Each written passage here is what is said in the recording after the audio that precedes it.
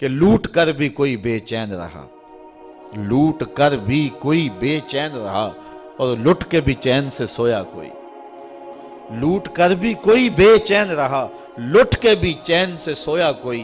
یہ لٹے ہوئے تو جنت کے باغوں میں سیر کر رہے ہیں، جن کی ہڈیاں توڑی جا رہی ہیں حوریں ان کی ناز برداریاں کر رہی ہیں، اور یہ پتھر مارنے والے اب اداس پھر رہے ہیں، اب اندھیرے میں ٹھوکریں کھا رہے ہیں، اب یہ کہہ رہے ہیں یا حسرتاً علی العباد۔ اور پھر جب اللہ کے عذاب کی بجلیاں گرجتی دکھائی دی تو اب پریشان ہو گئے کہ ہائے انہی لوگوں کے قدموں سے چمٹ کے پناہ مانگ لیتے، اب ہم نے وہ چراغ بھی بجھا لیے، اب ان کڑکتی بجلیوں سے کون بچائے گا، عذاب الہی سے کون محفوظ کرے گا؟ جنہوں نے محفوظ کرنا تھا، جو پناہ گاہیں تھی، ہم نے وہ پناہ گاہیں ہی توڑ دی۔ تو اب وہ خود کہہ رہے تھے یا حسرتاً علی العباد، ہائے افسوس۔ اللہ اکبر۔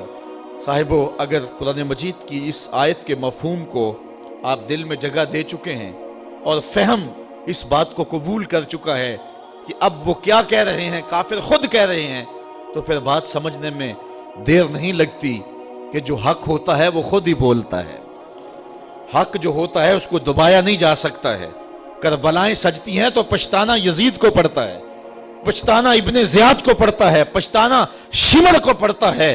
حسین تو نیزے کی نوک پہ بھی قرآن پڑھا کرتے ہیں۔ اس لیے کافر کہہ رہے ہیں یا حسرتاً علی العباد۔ اچھا، بات تلخ نہ ہو، بات کڑوی نہ ہو، تو میں ایک بات کہوں کہ جو باصلاحیت لوگ ہوتے ہیں اور حق کی راہوں کے مسافر ہوتے ہیں، انہیں اپنے قد کو بڑھانے کے لیے بھانڈ قسم کے لوگ ساتھ نہیں رکھنے پڑتے، ان کو اپنے مزارات کے نقشے نہیں دے کے جانے پڑتے کہ اس طرح کا دربار بنوانا میرا تاکہ لوگوں کا آنا جانا رہے۔ ان کے جھنڈے رب خود ہی لگاتا ہے، اور ان کے اٹھ جانے کے بعد ماحول کے اندر ایسی اداسی ہوتی ہے کہ جو دشمن وہ بھی ہاتھ مال رہے ہوتے ہیں کہ یہ چراغ بجھ گیا، یہ زندگی کا اجالا ہم سے چھن گیا۔ تو یا حسرتاً علی العباد کے مفہوم کو اگر آپ سمجھیں تو حق کی جو بلندی ہے اور سر بلندی ہے وہ سمجھ میں آتی ہے۔ ما یاتیہم من رسول الا کانوا بہ یستہزئون۔ اللہ فرماتا ہے جب بھی ان کے پاس کوئی رسول آتا ہے تو ان کا مزاج یہ ہے کہ یہ ہمیشہ ٹھٹھا ہی کرتے ہیں، مذاق ہی کرتے ہیں۔ اب دین کی راہوں پہ چلنے والوں کے لیے اس آیت میں بہت کچھ ہے۔ کوئی یہ سمجھے کہ آتے ہوئے بھی پھول اور جاتے ہوئے بھی پھول، صاحب نہیں، یہ تو کانٹوں کی سیج ہے۔ یہاں تو مقاومتیں بھی ہوں گی، مخالفتیں بھی ہوں گی، اذیتیں بھی ہوں گی، دکھ بھی ہوں گے، تان و تشنیع کے برستے تیر بھی ہوں گے، لوگ گالیاں بھی دیں گے۔ جب پیغمبروں کو بھی لوگوں نے گالیاں دی، اللہ کا کوئی پیغمبر ایسا نہیں آیا کہ جس نے آ کے پیغام حق دیا ہو اور لوگوں نے مخالفت نہ کی ہو، چونکہ جس کے مفادات پہ زد پڑے گی وہ مخالفت تو کرے گا، وہ مقاومت تو اٹھائے گا، وہ تانے تو دے گا، وہ ماحول سازی مخالفت میں تو کرے گا، وہ اپنی بدتمیزیوں کا اظہار کسی نہ کسی طریقے سے تو کرے گا۔ تو صاحب جب پیغمبروں کو بھی لوگوں نے معاف نہیں کیا ہے، جب پاک باز ہستیوں کو جو وحی کے اجالے لے کر کے آئے ان کو بھی گالیاں لوگوں نے دی ہے، تو آج اگر مبلغ راہ حق میں تکلیف سہتا ہے تو اسے ازردہ نہیں ہونا چاہیے، بلکہ اس بات پہ خوش ہونا چاہیے کہ میں بھی پیغمبروں کی سنت ادا کر رہا ہوں۔ مجھے بڑی اچھی بات آج بڑی دیر کے بعد یاد آئی۔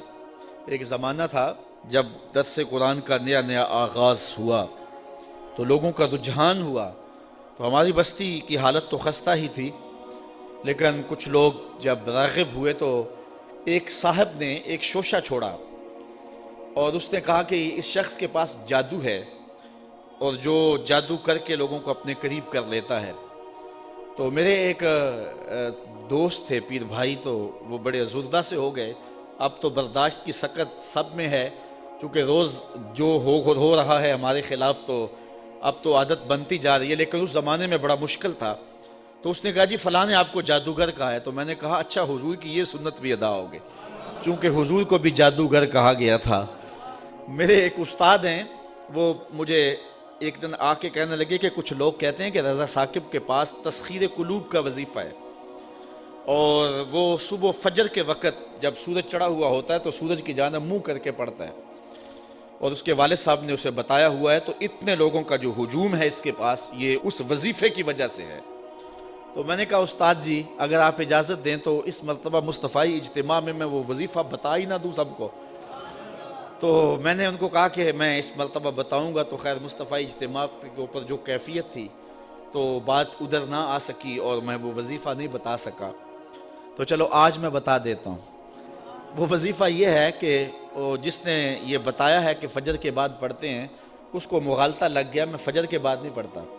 وہ وظیفہ شروع ہوتا ہے ظہر کے وقت اور ختم ہوتا ہے جا کے رات 2 بجے. اور وہ ایک جگہ بیٹھ کے نہیں پڑھنا پڑتا. وہ کبھی گجرانوالا، کبھی سیالکوٹ، کبھی راول پنڈی، کبھی ساہیوال، کبھی ہڑپے، کبھی کراچی، کبھی بیرون ملک، کبھی مسجد میں، کبھی ہال میں، کبھی گلی میں، کبھی بازار میں. اور وظیفہ پڑھنے کے بعد بس چپکے سے گھر لوٹ جاؤ. پھر کن انکھیوں سے نہ دیکھو کہ پیچھے کوئی خدمت کرنے والا آ رہا ہے یا نہیں آ رہا. اور پھر چپکے سے گھر چلے جاؤ، آرام سے سو جاؤ. 6 ماہ وظیفہ کر کے دیکھ لو، زمانہ تمہارے قدم بھی چومے گا. تو یہ آسان سا وظیفہ ہے، اس سے کرو، محنت کرو. یہ ہے تسخیر قلوب کا وظیفہ. تو حق کی راہوں پہ چلو گے تو لوگ کیا کچھ نہیں کہیں گے. گالیاں بھی ہوں گی، بلکہ اب تو گالی سے بات گولی تک جا پہنچی ہے. پہلے لوگ اپنے نظریے کو منوانے کے لیے دلائل دیتے تھے، پھر ممبر و محراب سے گالیاں شروع ہو گئیں، اور اب تو بات گولی تک پہنچی ہے، خود کش دھماکے تک پہنچ گئی ہے. میرے نظریے کو نہیں مانتے، میری فکر کو نہیں مانتے تو میں خود کش دھماکے سے اڑا کے رکھ دوں گا تمہیں.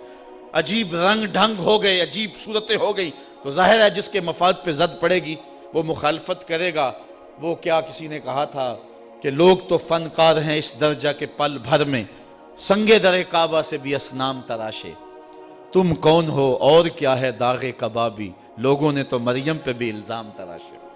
لوگوں نے تو پیغمبروں پہ، پیغمبر زادیوں پہ، پیغمبر زادوں پہ اور پیغمبروں کے باپوں پر بھی تان و تشنیع کے تیر برسائے. آپ تاریخ نبیوں کی پڑھ کے دیکھ لیں تو مبلغین راہ حق میں دین کا پیغام لے کر چلنے والے، حالات کی تلخیوں اور سختیوں سے گھبرانا نہیں ہے. یہ سورہ یاسین ہمیں سبق دے رہی ہے. تم کس کھیت کی مولی ہو؟ یہاں تو پیغمبروں کو گالیاں دی جاتی رہی ہیں، یہاں تو پیغمبروں کی جو ہے وہ تضحیق کی جاتی رہی ہے. فرمایا ما یاتیہم من رسول الا کانوا بہ یستہزئون. جب بھی ان کے پاس کوئی رسول آتا ہے تو اس کا ٹھٹھا ہی کرتے ہیں، اس کو مذاق ہی کرتے ہیں، اور اس کو جو ہے وہ تان و تشنیع کے تیر اس پہ برساتے ہیں. الم یروا کم اہلکنا قبلہم من القرون انہم الیہم لا یرجعون. اللہ تعالیٰ ارشاد فرماتا ہے کیا انہوں نے نہ دیکھا ہم نے ان سے پہلے کتنی ہی سنگتیں ہلاک کر دیں، کتنی قومیں برباد ہو گئیں. جن کا طوطی بولتا تھا آج باقی نہیں ہیں. اللہ اکبر. اور ارشاد فرمایا انہم الیہم لا یرجعون، اب وہ پلٹ کے بھی نہیں آئیں گے. فرعون گیا تو اب کسی ملک پہ فرعون کے بیٹوں کی حکومت نہیں ہے، فرعون بھی پلٹ کے نہیں آیا. خاقان گئے تو آج خاقان نظر نہیں آتے. تغلق، ایبک، فرعین مصر آج کہاں نظر آتے ہیں؟ جن کا طوطی بولتا تھا آج دنیا ان کے نام بھی نہیں جانتی. میں آپ سے پوچھتا ہوں، یہ میرے جو سننے والے لوگ ہیں ان کی چمکتی پیشانیاں اور ان کی روشن آنکھیں بتاتی ہیں کہ یہ باشعور لوگ ہیں. چونکہ یہاں آ ہی باشعور سکتا ہے، چونکہ میرے پاس نہ تو لچھے دار تقریر ہے، نہ کان پہ رکھ کر کے میں سر کھینچ سکتا ہوں.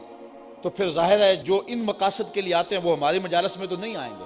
یہاں تو وہی آئے گا کہ جس کے سینے کے اندر جو ہے وہ جستجو کی روشنی ہے. یہاں تو وہی آئے گا کہ جو قرآن مجید کی تفہیم کا نور اور اس کے سمجھنے کا جذبہ سینے میں رکھتا ہے. تو تاریخ کے قاری بھی ہوتے ہیں اور علماء بھی، اہل دانش بھی، وکلاء بھی، ڈاکٹر بھی، اور پڑھے لکھے سنجیدہ متین لوگ بھی. لیکن اس کے باوجود میں اتنے اس مجمع میں جو کہ انتہائی سنجیدہ اور متین اور سمجھدار طبقہ ہے، اگر میں آپ سے پوچھوں کہ جب حضور تشریف لائے تھے تو اس زمانے میں جس شخص کا طوطی بولتا تھا، سلطنت روم کا شہنشاہ، اس دور کا اوباما کہہ لیں، اس کا نام کیا تھا؟ تو کوئی تاریخ کا تازہ مطالعہ رکھتا ہو تو شاید وہ نام بتا دے، لیکن باقیوں کو اس کا نام یاد نہیں ہوگا. حالانکہ اس دور کا سپرمین، اس دور کا اوباما. اچھا اس دور کے کس